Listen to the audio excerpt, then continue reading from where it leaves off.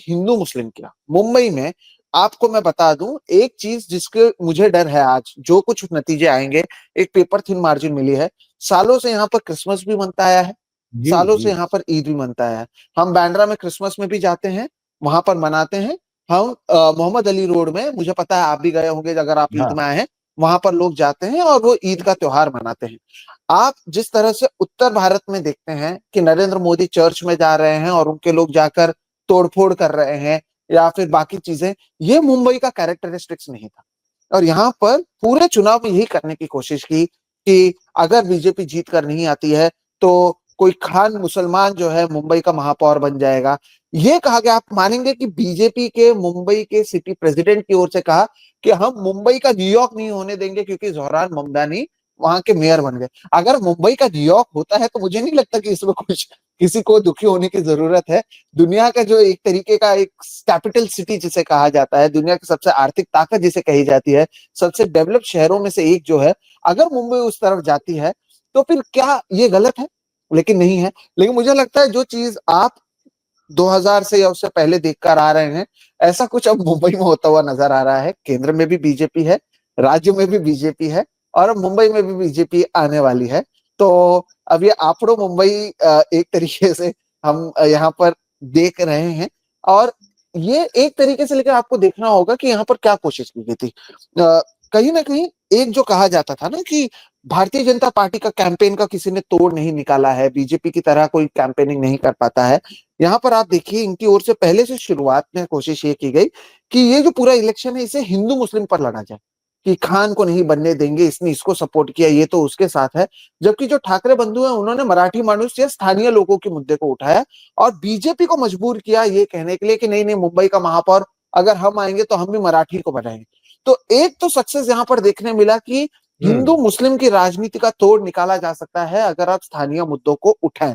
और तमाम पैसे खर्च करने के बावजूद अगर आप 114 पर पहुंचे हैं तो इसे क्या जीत मानी जानी चाहिए, ये देवेंद्र फडणवीस खुद तय कर सकते हैं कि वो इसे जीत मानते हैं या नहीं। लेकिन 150 140 की बात जो कराची और इस्लामाबाद वाले मीडिया ने किया था, कम से कम उनके लिए एक तमाचे से ये कम नहीं है। और मैं उम्मीद करता हूं कि आपके दर्शक तो बहुत स्मार्ट हैं कि वो आपको देख रहे हैं। ऐसे और भी दर्शक जिस दिन स्मार्ट बन जाएं और ये जो मेन स्ट्रीम नहीं, मनी स्ट्रीम मीडिया और गोदी मीडिया जिसे हम कहते हैं, उनके लोग जो जमीन कदम जो हैं वो स्टूडियो के बाहर नहीं निकालते हैं, उन पर बात ना करते हुए आप जैसे पत्रकार जो ग्रास रूट लेवल की खबरें लेकर आते हैं, अगर उस पर वो फोकस करेंगे तो शायद भविष्य में हमें असली खबरें मिलेंगी। नहीं तो 10 बजे तक आप लाहौर, इस्लामाबाद, कराची पहुंच सकते हैं हाँ और फिर खुश होकर शाम को वापस भी आ सकते हैं। हाँ।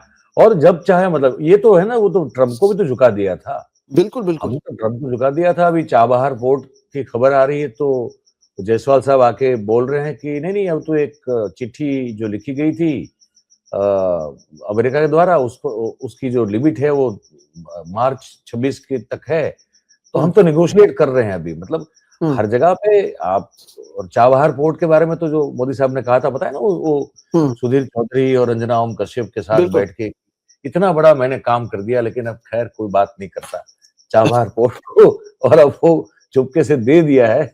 अब जो है वो ढूंढ रहे हैं। खैर ये सब तो होता है सुमित भाई, और बड़े आपने सही कहा, आपके भी दर्शक और fortunately by the grace of almighty हमारे भी दर्शक, हम सब के दर्शक जो हैं बड़े जागरूक हैं।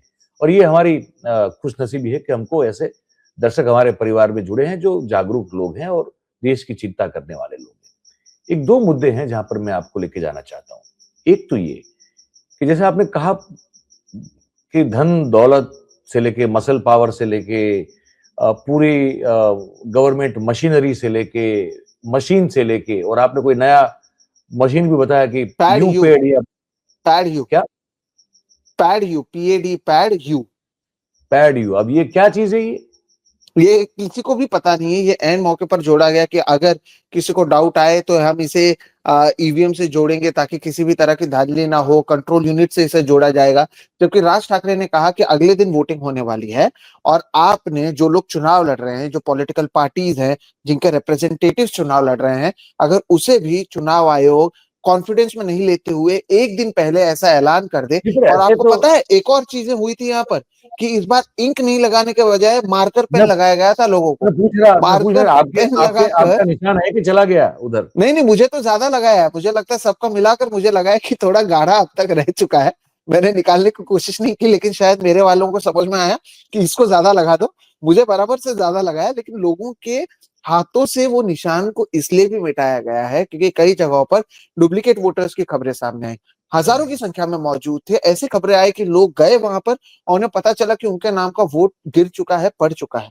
इतना सब होने के बावजूद आप देखिए कि अगर शिवसेना जो तोड़ी गई है, अगर ठाकरे बंधु एक साथ 71 सीटें ला रहे हैं, कांग्रेस पार्टी अलग से चुनाव लड़ रही थी, वो 24 सीटें ला रही हैं, अदर्स को 14 सीटें मिली हैं, तो अगर ये सब साथ में आ जाएं तो आप पाएंगे कि एक दो सीट का डिफरेंस है। अगर भारतीय जनता पार्टी 114 पर है तो ये 110 112 पर है, अगर एक दो अपवाद छोड़ दे तो तब भी आप समझिए कि ये कितनी बड़ी जीत है। ये बीजेपी को कहीं पर भी इन्होंने केक वॉक नहीं दिया। जिस नहीं तरह से ये दिया। कह रहे थे कि अरे पूरा सुपड़ा साफ है, ठाकरे इसको कोई जान नहीं रहा, या जमीनी स्तर पर इनके लोग मौजूद नहीं है। एक तरीके से पार्टी नहीं है उनके पास, पैसे नहीं है, ना ही उन्होंने पैसे खर्च किए हैं, और इसके बावजूद अगर वो इतने करीब आ गए हैं तो ये कहीं ना कहीं हार कर भी जीत हुई है उनकी, और ये जीत कर भी क्या ये जीते हैं, ये बात देखना जरूरी है। और आपने जो कहा कि मैं आपको बताता हूँ, अब ये खेल खत्म नहीं हुआ है। अगर लोगों को हम्म। लग रहा है खेल खत्म है, यहाँ से मजेदार बात शुरू होती है। अब कई जगहों पर बीजेपी और एकनाथ शिंदे की जो शिवसेना है, उनके बीच कोल्ड वॉर नजर आई। आपको मैं हम्म। बता दूं, जहां से एकनाथ शिंदे के बेटे आते हैं कल्याण डोंबिवली से, वहां पर बहुत सारे उनके पार्टी के लोगों ने बीजेपी ने अपने में लिया। नवी मुंबई में ये लोग अलग लड़े थे, नवी मुंबई में बीजेपी की जीत हुई, और वो कह रहे थे, वहां के जो नेता हैं बीजेपी के गणेश नाइक, उन्होंने कहा कि अगर बीजेपी मुझे अनुमति दे दे तो एक रात में इनकी खटिया खड़ी कर दूं। तो ये बातें हम्म। उन्होंने एकनाथ शिंदे के बारे में कही। अब एकनाथ शिंदे को ये बात पता है कि अगर भारतीय जनता पार्टी को बीएमसी चाहिए तो उन्हें शिंदे की जरूरत है। और ऐसा जरूरी नहीं है कि वो साथ में मैं आपको बता दूं, पुणे में दोनों राष्ट्रवादी यानी अजित पवार और शरद पवार भारतीय जनता पार्टी के खिलाफ चुनाव लड़ रहे हैं।